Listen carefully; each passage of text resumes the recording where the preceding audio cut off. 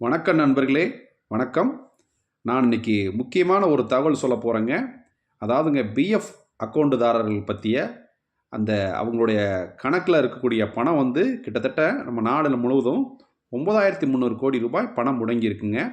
அந்த பணத்தை உரிமை கோராமல் இருக்கிறாங்கள பிரச்சனையில் உள்ள கணக்குதாரர்களுக்கு அந்த பணம் எவ்வாறு கிடைக்கும் அப்படிங்கிற சொல்யூஷனை நான் உங்களுக்கு சொல்ல போகிறேன். அதனால் இந்த வீடியோவை முழுவதும் பார்த்தா தான் நான் சொல்லக்கூடிய அந்த நடவடிக்கைகள்லாம் உங்களுக்கு புரியும். அதன் மூலமும் பிஎஃப்பில் நீங்கள் கோர முடியாத பணமாக அதை பெற முடியாமல் பணமாக இருக்கீங்களே, பணமாக பெற முடியாத சுச்சுவேஷனில் இருக்கக்கூடியவங்க இந்த வீடியோ முழுவதும் பாருங்கள். பார்த்தா நான் சொல்லக்கூடிய முறையின் மூலமாக நீங்கள் இந்த பணம் சுலபமாக உங்களுக்கு வந்தடையும். அதற்கு என்னுடைய சேனலை சப்ஸ்கிரைப் பண்ணுங்கள், லைக் பண்ணுங்கள், கமெண்ட் பண்ணுங்கள் நண்பர்களே. முழுவதுமாக வீடியோ பாருங்கள்.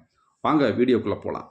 அதாவது மக்களே, கிட்டத்தட்ட 9300 கோடி பணம் பிஎஃப் கணக்குகளில் கோரப்படாமல் முடங்கி உள்ளது நம்ம நாட்டில்.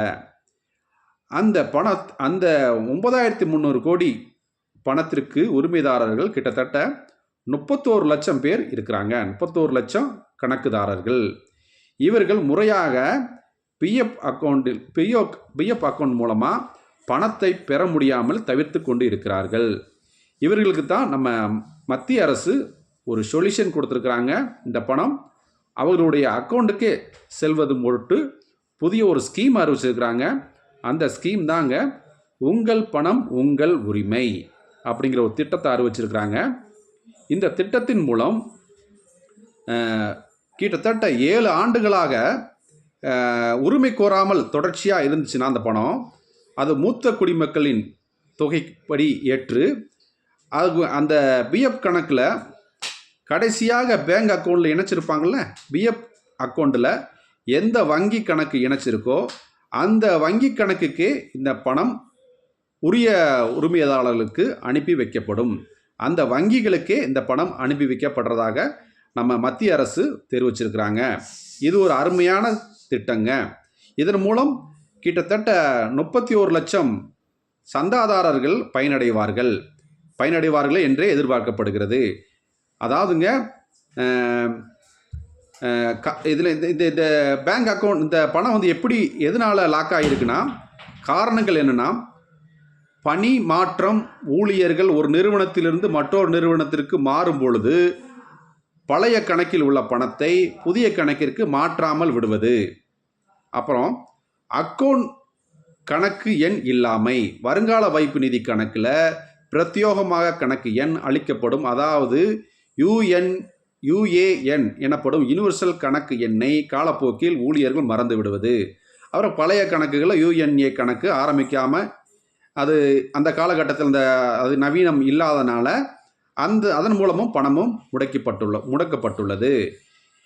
அப்புறம் வாரிசுதாரர்கள் கணக்கு வைத்திருப்போர் இறந்த பின் அவரது வாரிசுதாரர்கள் முறையாக ஆவணங்களுடன் பணத்தை உரிமை கோராதது. அப்புறம் செயலற்ற நிலையில் கிட்டத்தட்ட 36 மாதங்களுக்கு மேலாக பணியாற்றும் நிறுவனம் சார்பில் எந்த ஒரு புதிய பங்களிப்பும் செலுத்தாத போது அந்த செயல்படாத கணக்குகளை செயல்படாத கணக்குகள் என்று வகைப்படுத்தப்படுகின்றன. இந்த முறையிலுங்க இது ஒரு அருமையான ஸ்கீம்ங்க. அரசு நடவடிக்கை எடுத்துக்கிறாங்க. அதாவது கொள்கை முறிவாக அறிவித்து பல்வேறு காரணங்களால் வருங்கால வைப்பு நிதி கணக்குகளில் கோரப்படாத தொகையை சட்ட விதிமுறைகளின்படி 7 ஆண்டுகளுக்கு மேலாக யாரும் உரிமை கோராத பணத்தை மூத்த குடிமக்கள் நல நிதிக்காக மாற்றப்படும். எனினும் மத்திய அரசு சமீபத்தில் கொள்கை முடிவின்படி செயல்படாத கணக்குகளுடன் இணைக்கப்பட்டுள்ள வங்கி கணக்கிற்கு திரும்பவும்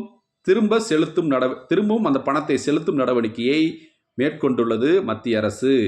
இது தவிர நாடு முழுவதும் உள்ள உங்கள் பணம் உங்கள் உரிமை என்ற திட்டத்தின் கீழ் வருங்கால வைப்பு நிதி கணக்கு வைத்துள்ள நபர்களையோ அல்லது அவர்களின் வாரிசுதாரர்களிடமோ அவற்றை ஒப்படைக்க மத்திய அரசு முயற்சிகளை மேற்கொண்டுள்ளது. இதுதாங்க ஒரு அருமையான ஸ்கீமு. இப்போ ரொம்ப நாளாக நம்ம பணத்தை எடுக்க முடியல. இப்போ ஒரு நிறுவனத்தில் வேலை செஞ்சுருப்போம், ஒரு 10 ஆண்டுகளுக்கு முன்னாடி 10, 15 ஆண்டுகளுக்கு முன்னாடி வேலை செஞ்சுருப்போம். அங்கே முறையாக நம்ம ஆவணங்கள் செலுத்த முடியாமல் நம்ம பணம் வந்து தேங்கி கிடக்கும். அந்த நிறுவனத்தை போய் சென்று அடைஞ்சோம்னா அந்த நிறுவனம் நம்மளுக்கு முறையாக கையெழுத்து முறையாக ஆவணம் செய்து நம்மளுக்கு பணத்தை கொடுக்காம அவங்க மறுத்திருந்தாங்க. இதனால காலதாமதம் ஆச்சு. அப்புறம் இந்த நிறுவனம் வந்து முறையாக மூடி இருக்கும் இல்லை வேறு ஒரு பெயர்களால் அந்த நிறுவனம் செயல்பட்டு கொண்டிருக்கும். இப்படி பல பிரச்சனைகளில் அந்த இது நம்ம இருக்குங்க. இதற்கு நமது அரசு வந்து முறையாக ஆவணம் செஞ்சுருக்கிறாங்க. அதாங்க கிட்டத்தட்ட 9,300 கோடி பணம் வந்து பிஎஃப் கணக்கில் கோரப்படாத பணமாக இருந்தது. இவற்றை உரியதாரர்களுக்கோ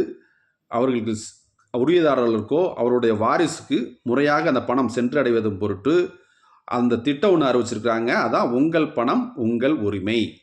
இதன் மூலம் அந்த வங்கி கணக்கு, அந்த பிஎஃப் கணக்குடன் எந்த வங்கி கணக்குகள் இணைக்கப்பட்டுள்ளதோ அந்த வங்கி கணக்குக்கே அந்த பணம் செலுத்தும்படி அறிவிச்சிருக்கிறாங்க. இந்த திட்டம் அருமையான திட்டம். வாழ்த்துக்கள். என்னுடைய வீடியோ முழுவதும் பார்த்ததற்கு மிக்க நன்றி. இது ஒரு அருமையான இன்ஃபர்மேஷன். இந்த வீடியோ பார்த்ததுக்கு மிக்க நன்றி. மேலும் சப்ஸ்கிரைப் பண்ணுங்கள், லைக் பண்ணுங்கள், அப்படியே கூடயே ஹைப் பண்ணிடுங்க. லைக் பண்ணிவிட்டு என்னுடைய வீடியோவை ஹைப் பண்ணுங்கள் மக்களே. தேங்க்யூ. நன்றி, வணக்கம்.